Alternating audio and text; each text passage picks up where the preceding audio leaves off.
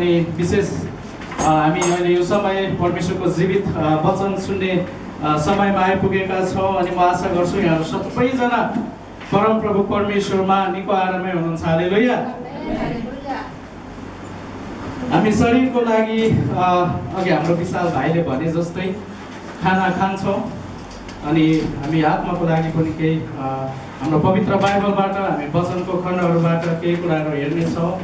अनि परमेश्वरलाई धन्यवाद भएको छ अनि हाम्रो सञ्चालक भाइलाई लगायत मेरो लागि सहायताको निम्ति प्रार्थना गरिदिनु हुने हाम्रो आदरणीय दिदीलाई पनि म धन्यवाद भन्दछु। परमेश्वरले प्रशस्त आशिष दिनुभएको यहाँहरू सम्पूर्णलाई र विशेष यो अवसर दिनुहुने हाम्रो आदरणीय गुरुबालाई पनि म विशेषतः धन्यवाद भन्दछु। अनि प्रभुलाई महिमा भएको होस्। अनि हामी हप्ता गर्दै महिना अनि त्यस पछाडि दिन गर्दै त्यसै गर्दै आज यो समयसम्म परमप्रभु परमेश्वरले तपाईँ र मलाई शान्ति सुरक्षा अनि अनुग्रहका साथ यहाँनिर राख्नु भएको छ। अनि परमेश्वरलाई धन्यवाद भएको होस् अनि प्रभुलाई महिमा भएको छ। म आशा गर्छु तपाईँहरू सबैजना आरामै हुनुहुन्छ। हालेलुया। हामी सबैले हात उठाउने छौँ नि एकचोटि। अनि परमेश्वरलाई महिमा भएको छ है। जब हामी यस संसारमा यस धरतीमा हामी खुसी हुँदछौँ भने देखिलाई परमप्रभु परमेश्वर पनि तपाईँ र मेरो निम्ति स्वर्गमा खुसी हुनुहुनेछ। परमेश्वरलाई धन्यवाद भएको होस्। अनि यो जीवित वचन खोल्ने क्रममा परमेश्वरको जीवित वचन चाहिँ के हुन्छ? दुई धारे तरवार हो है। मैले तपाईँहरूलाई एउटा औँलाले देखाइराखेको छु भने 3 टा 4वटा औँलाले मतिर आफूलाई नै औँलाइराखेको हुन्छ।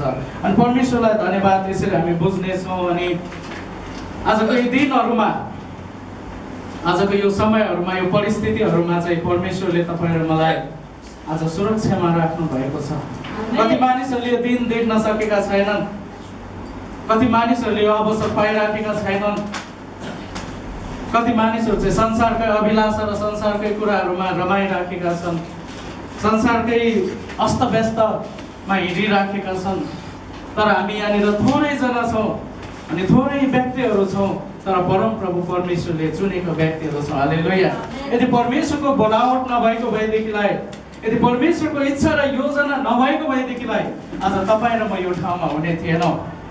किनभने परमेश्वरले चाहिँ तपाईँ र मलाई चुन्नु भएको छ। परमेश्वरले तपाईँ र मलाई बोलाउनुहुन्छ।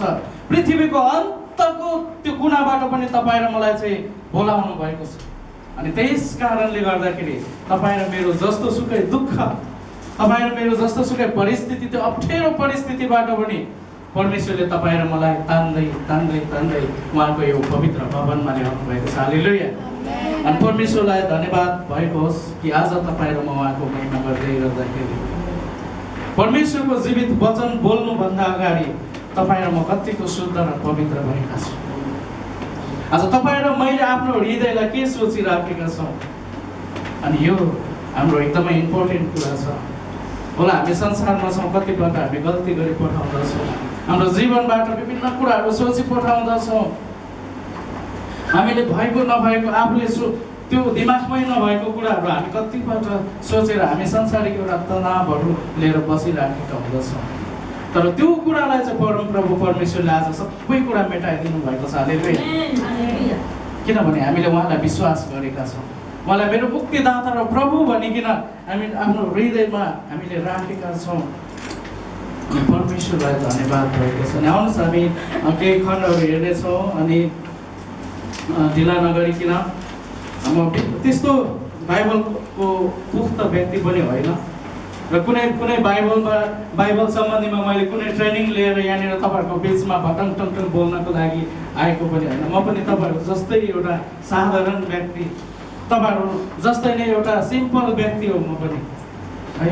अनि मैले जानेको कुरा तपाईँहरूको बिचमा भन्नेछु अनि तपाईँहरूले जानेको कुरा म सुन्नेछु। आज त्यसै गरेर नै परमेश्वरको जीवित बाइबलबाट हामी केही कुराहरू पढ्दै हामी अगाडि बढ्नेछौँ। अनि यहाँनिर म हजुरको बिचमा केही खण्ड पढ्नेछु। मत्तीको 16 अध्यायको 18 पदबाट हामी पढ्दै गर्दाखेरि यहाँनिर परमप्रभु परमेश्वरले एउटा पत्रुसलाई भनेको कुराहरू हामी यहाँनिर देख्न सक्दछौँ। मत्ती 16 को 18 तपाईँहरूले निकाल्न सक्नुहुनेछ। अनि यहाँनिर पढ्दै गर्दाखेरि परमेश्वरले यहाँनिर यसरी भन्नुहुन्छ, जब पत्रुसको विषयमा यहाँनिर भन्दै गर्दाखेरि चाहिँ अनि म 17बाट नै पढ्नेछु। येशूले तिनलाई भन्नुभयो, योनाको छोरा सिमोन, तिमी धन्य हौ, किनकि मानिसबाट तिमीलाई यो प्रकट भएको होइन, तर स्वर्गमा हुनुहुने मेरो पिताले प्रकट गर्नुभएको। अनि तिमीलाई म भन्दछु कि पत्रुस हौ। मत्तीको 16 अध्यायको 17 र 18लाई मैले वाचन गर्दैछु। अनि यहाँनिर यसरी लेखेको छ, म तिमीलाई भन्दछु कि तिमी पत्रुस हौ, म मेरो मण्डली यस चट्टानमाथि स्थापित गर्नेछु र नरकका ढोकाहरू त्यसमाथि विजय हुने छैनन्। हालेलुया। आज परमेश्वरले चाहिँ यहाँबाट हामीलाई के सन्देश दिन चाहनु भएको छ त प्रिय मण्डली? आज परमेश्वरले तपाईँ र मलाई के भन्न चाहनुहुन्छ यहाँनिर भन्दै गर्दाखेरि चाहिँ यहाँ परमेश्वरले भन्नुहुन्छ, म तिमीलाई भन्दछु कि पत्रुस हो, म मेरो मण्डली यस चट्टानमाथि स्थापित गर्नेछु र नरकका ढोकाहरू चाहिँ विजय हुने छैनन् भनेर यहाँनिर यसरी लेखिएको छ। जब यो कुराहरू हेर्दै गर्दाखेरि चाहिँ चट्टानलाई जब हामी हेर्दछौँ, जब हामी चट्टानलाई हामी निहाल्दछौँ भने चाहिँ त्यो चट्टान चाहिँ यस्तो शक्तिशाली चट्टान हुन्छ, त्यहाँनिर न त 100-200 किलोको त्यो एउटा ओजन भएको कुराले नि त्यसलाई फुटाउन सक्दैन। 100-200 किलोको त्यो ओजनले पनि आज फुटाउन सक्दैन। अनि परमप्रभु परमेश्वरले चाहिँ आज पत्रुसद्वारा चाहिँ यहाँनिर यसरी भन्दै हुनुहुन्छ कि म मेरो मण्डली यस चट्टानमाथि स्थापित गर्नेछु। हालेलुया। आज परमेश्वरले चाहिँ आज तपाईँ र मलाई यस चट्टानमाथि स्थापित गरिराख्नु भएको छ। प्रिय परमेश्वरका जन, परमेश्वरले चाहिँ यहाँनिर भन्दै गर्दाखेरि चाहिँ योनाको छोरा सिमोन, तिमी धन्य हौ, किनभने मानिसबाट तिमीलाई यो प्रकट भएको होइन, तर स्वर्गमा हुनुहुने मेरो पिताले प्रकट गर्नुभएको हो भनेर त्यहाँनिर भन्नुभएको छ। यो भन्दै गर्दाखेरि परमप्रभु परमेश्वरले चाहिँ आफ्नो मण्डलीलाई चाहिँ चट्टानमाथि बसाल्दै गर्दाखेरि यहाँनिर भन्नुहुन्छ कि आज उहाँले त्यो जस्तो सुकै त्यो दुःख आए तापनि, जस्तो सुकै कष्ट आए तापनि पत्रुसको जीवनमा हामी हेर्दछौँ, ऊ चाहिँ एउटा साधारण व्यक्ति थिए, लेखपढ नगर्ने नजानेको व्यक्ति हामी हेर्न सक्छौँ। तर उहाँलाई चाहिँ अनि परमप्रभु परमेश्वरले अद्भुत रीतिले चलाउनु भयो। उहाँलाई चाहिँ परमेश्वरले अचम्म तरिकाले त्यो त्यहाँनिर शासकहरूको छेउमा गएर अचम्मका कामहरू गरेको हामीले हेर्न पाउँदछौँ। त्यहाँनिर चाहिँ त्यो एउटा सभाघरहरूमा गएर चाहिँ त्यहाँनिर अगाडि उभिँदै गर्दाखेरि त्यहाँका मानिसहरूले चाहिँ एउटा त्यहाँनिर चाहिँ छुट्टै प्रकारले उनीहरूले चाहिँ त्यहाँनिर प्रचार गरेको कुराहरू हामी पाउँदछौँ। अनि परमप्रभुले उहाँको जीवनद्वारा चाहिँ अचम्म तरिकाले त्यहाँनिर चाहिँ काम गर्नुभयो। अनि उहाँले चाहिँ भन्दै गर्दाखेरि चाहिँ त्यहाँनिर धेरै 12 जना चेलाहरू मध्येले कसैले चाहिँ येशू ख्रीष्टले सोध्दै गर्दाखेरि चाहिँ कर उठाउने व्यक्ति विभिन्न कुराहरू भनेर चाहिँ निहाल्दै गर्दा भन्दै गर्दाखेरि चाहिँ अनि परमेश्वरलाई चाहिँ उहाँ चाहिँ परमेश्वरको पुत्र हुनुहुन्छ भनेको कारणले गर्दाखेरि चाहिँ उहाँले परमेश्वरले चाहिँ के भन्नुभएको छ, तिमी चाहिँ साँच्चीकै तिमी चट्टान हौ पत्रुस, तिमी चाहिँ के म तिमीलाई भन्दछु। यहाँनिर हामीले यता 16 यहाँ तलबाट नै यताबाट हेर्दै गयो भने चाहिँ अनि म तिमीहरू यहाँ 15 मा हेऱ्यो भने चाहिँ उहाँले तिनीहरूलाई सोध्नुभयो, तिमीहरू के भन्दछौ, म को हुँ? जब सिमोन पत्रुसको जवाब दिए, तपाईँ ख्रीष्ट हुनुहुन्छ अनि जीवित परमेश्वरको पुत्र हुनुहुन्छ भनेर जब भन्नुभयो, अनि तब उहाँले चाहिँ यही भन्नुभएको छ कि पत्रुस तिमी चाहिँ चट्टान हौ भनेर। हालेलुया। आज त्यो चट्टान चाहिँ आज तपाईँ र म पनि हो। त्यही परमेश्वर आज तपाईँ र मेरो साथमा हुनुहुन्छ भने तपाईँ र म किन निराश हुने, किन हताशमा हुने, किन तपाईँ र मेरो जीवनलाई चाहिँ अस्तव्यस्ततिर लाने? आज परमप्रभु परमेश्वरले चाहिँ तपाईँ र मलाई यही भन्नुहुन्छ कि तिमीहरू चाहिँ चट्टान हौ।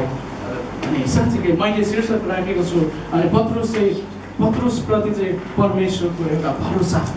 जब परमप्रभु परमेश्वरमा पत्रुसले भरोसा गर्दै गर्दाखेरि चाहिँ उसलाई विभिन्न प्रकारको उताप चढावहरू आयो जीवनमा। ऊ चाहिँ एकदमै अस्तव्यस्त जीवनहरू बितायो, जेलखानामा पुग्यो, विभिन्न ठाउँहरूमा पुग्यो, तर पनि परमप्रभुप्रति चाहिँ पत्रुसको भरोसा कहिले पनि टुटेन। जब येशू ख्रीष्टलाई पक्राइदिँदै गर्दाखेरि पनि उसले 2-3 पल्ट इन्कारेको छ।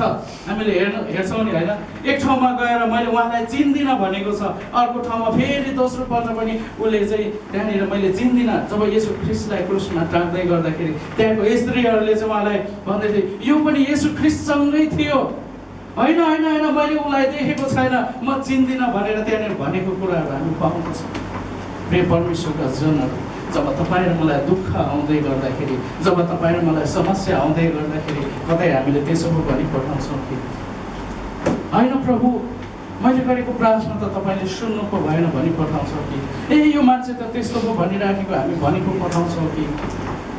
अनि परम प्रभु परमेश्वरलाई उसले प्रभु येशू ख्रिस्टसँगै हिँड्दै गर्दाखेरि उसले चाहिँ तीन पल्ट इन्कार उसँगै हिँड्दै गर्दाखेरि चाहिँ पत्रुसले चाहिँ त्यहाँनिर के गरेको छ त येशू ख्रिस्टलाई म चिन्दिनँ भनेर भन्दै गर्दाखेरि त्यहाँनिर हामीले बुझ्नुपर्ने कुरा चाहिँ के छ, त्यहाँनिर उहाँले आफैसँग हिँड्दै गर्दाखेरि पनि उसले भनेको थियो तपाईँको निम्ति म मर्नेछु, तपाईँको जसले तपाईँलाई विरोध गर्छ त्यसलाई चाहिँ म जे पनि गर्न सक्छु भने त्यहाँनिर भनेको कुराहरू हामी पाउँदछौँ। हामीले हेर्दै गयौँ भने त्यहाँनिर बत्तीको किताबमा हामीले पढ्दै गयौँ भने चाहिँ हामीले यो कुराहरू पाउँदछौँ। हे परमेश्वरका जन, आज के तपाईँ र मैले के प्रभुलाई त्यसै पो गरिराखेका छौँ? जब तपाईँ र मेरो जीवनबाट चाहिँ त्यही कुराहरू पो भइराखेको छ, तर अन्तमा परम प्रभु परमेश्वरमा जब पत्रुस चाहिँ फर्किँदा छ अनि परमेश्वरमा भन्दछ कि तिमी चाहिँ चट्टान हो, तिमी माथि म मण्डली बसाल्नेछु, तिमीलाई चाहिँ स्थापित गर्नेछु। जब जेलखानामा गएर पनि ऊ चुप रहेर बसेन, जेलखानामा गएर पनि परमेश्वरको महिमाको निम्ति उसले प्रचार गर्यो। अनि जब ऊ चाहिँ त्यो कुराहरूबाट तीन पल्ट येशू ख्रिस्टलाई चाहिँ इन्कारेको व्यक्ति जब उसले चाहिँ अन्तमा गएर जब त्यहाँनिर चाहिँ उसले चाहिँ परम प्रभु परमेश्वरमा पश्चाताप गरेन। अनि जब पत्रुसले पश्चाताप गर्यो अनि उनीहरूमाथि चाहिँ ऊमाथि चाहिँ पवित्र आत्माले भरियो भनेर भनेको हामी पाउँदछौँ। जब उसले पश्चाताप गर्यो, त्यो जब इन्कारेको कुराहरू जब त्यो दुःख पायो, उसले चाहिँ यस्तो त्यस्तो भन्दै गर्दाखेरि चाहिँ उसले जब येशू ख्रिस्टलाई म चिन्दिनँ भने 3 पल्ट भाले बाँसिसक्दै गर्दाखेरि अनि अन्तमा गएर ऊ दोहोरो रोयो। अनि जब रोएर उसले पश्चाताप गर्यो अनि परम प्रभु परमेश्वरले उसलाई पवित्र आत्माको शक्तिले भरिदिनु भयो। हालेलुया। जब त्यो दुःखमा हुँदै गर्दाखेरि इन्कार छौँ, जब हामी चाहिँ त्यो समस्यामा हुँदै गर्दाखेरि चाहिँ यत्रो मलाई कुनै सतावट आइहाल्यो भने त मैले त कहाँ चिन्छु र ल हामी 2-4 जनाको बिचमा यो त क्रिस्चियन पो रहेछ है मानव एउटा संसारिक उदाहरण लिँदाखेरि होइन म त यस्तो भयो मानव कसैले चाहिँ तपाईँ र मलाई क्रिस्चियनहरूलाई चाहिँ कति मानिसहरू घृणा गरिराखेको हुन्छ, अवहेलना गरिराखेको हुन्छ, त्यो समयमा तपाईँ र म चाहिँ होइन म त एकछिनको लागि होइन अब सबै साथीहरूले जाउँ भने त्यही भएर म गएको मात्रै पो भन्छौँ कि होइन म चाहिँ एउटा असल क्रिस्चियन हो, मैले चाहिँ परमेश्वरलाई चिनेको छु, सत्य र मुक्तिको बाटो चाहिँ मैले खोजेको छु भन्छौँ या होइन म चाहिँ होइन है तपाईँहरूको गैलैमा पो आएको है भन्छौँ। त्यो चुनौती चाहिँ आज तपाईँ र मेरो जीवनमा छ।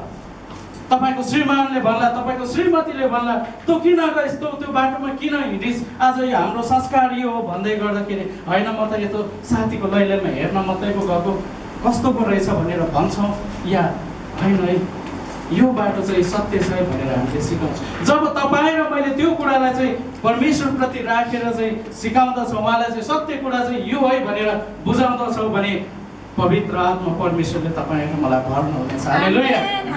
परमेश्वरलाई महिमा भएको छ। अनि साँच्चै हामी अर्को खण्ड पनि हेर्नेछौँ। यहाँनिर हेर्दै गर्दाखेरि चाहिँ जब म तिमीहरूलाई भन्दछु कि तिमी पुत्र हौ, म मेरो मण्डली यस चट्टानमाथि स्थापित गर्नेछु र नरकका ढोकाहरू चाहिँ त्यसमाथि विजय हुने छैनन्। परमेश्वरले आज त्यो नरकको ढोकाहरूलाई चाहिँ बन्द गरिदिनु भएको छ, तर कतिपल्ट हाम्रो जीवनमा चाहिँ त्यो हामीले त्यो गरिपठाउँदछौँ। तर परमेश्वरले चाहिँ आज त्यो ढोकालाई चाहिँ बन्द गरिदिनु, उहाँको बाटोमा हिँड्नको निम्ति, उहाँको राज्यमा चाहिँ प्रवेश गर्नको निम्ति, उहाँको महिमा गरौँ भनेर परमेश्वरले ती ढोकाहरू चाहिँ बन्द गरिदिनु भएको छ। हालेलुया। त्यो बन्द ढोकालाई जब खोल्दछौँ भने तपाईँ र म कति बेला के हुन्छौँ, कुन समयमा हामी कहाँ फेकिन्छौँ, जब ज्वालामुखी विस्फोट हुँदछ नि त्यो वरिपरि त्यो केही कुरा पनि बस्दैन। आज संसारमा हेर्छौँ भने कति ठुला व्यक्तिहरू विलिन भएर गएका हामी पाउँछौँ, कति ठुला व्यक्तिहरू हराएर गएका हामी हेर्दै गर्दाखेरि आज कति यो कोभिड-19कै कारणले पनि सोच्दै नसोचेको व्यक्तिहरू आज उठाइ लगिएका छन्, तर उहाँले चुन्नु भएको व्यक्तिहरूलाई उठाएर लिएर जानुभएको छ। कति दुःखबाट भएर सेवाकाई गर्दै गर्ने व्यक्तिहरूलाई आज उठाएर लिएर गएको छ। आज परमेश्वरले चाहिँ जहाँ लिएर जानुहुन्छ त्यो चट्टानमा बसाल्नको निम्ति, हालेलुया, त्यो स्वर्गको महिमाको ठाउँमा अनि कहिल्यै पनि ननिभ्ने साँच्चीकै त्यो आगोबाट निकालेर एउटा कहिल्यै पनि नटुट्ने एउटा ननिभ्ने त्यो बत्तीमा ज्योतिमा लिएर जानुभएको छ। जब अन्धकारबाट ज्योतिमा जान्छौँ भने आज तपाईँ मेरो जीवन त्यहाँनिर परिवर्तन हुँदछ। हामी हेर्नेछौँ प्रेरित 9को 15 र 16 तपाईँहरूले खोल्न सक्नुहुनेछ। प्रेरित 9को 16 र 17मा पनि परमेश्वरले आज तपाईँहरू मलाई के भन्न चाहनुहुन्छ त, जब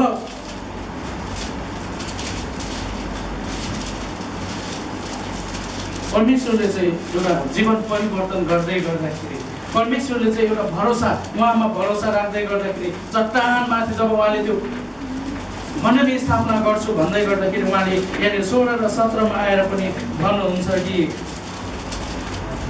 15 र 16मा म पढ्नेछु। तर प्रभुले तिमीलाई भन्नुभयो, जाऊ तिमी अन्य जातिहरू राजाहरू र इस्राएलका सन्तहरूको सामुन्ने मेरो नाम प्रचार गर्न तिमी छानेका मेरो एक पात्र हुन्, किनकि मेरो नाउँको खातिर तिमीले कति कष्ट भोग्नुपर्छ सो म तिमीलाई देखाउनेछु।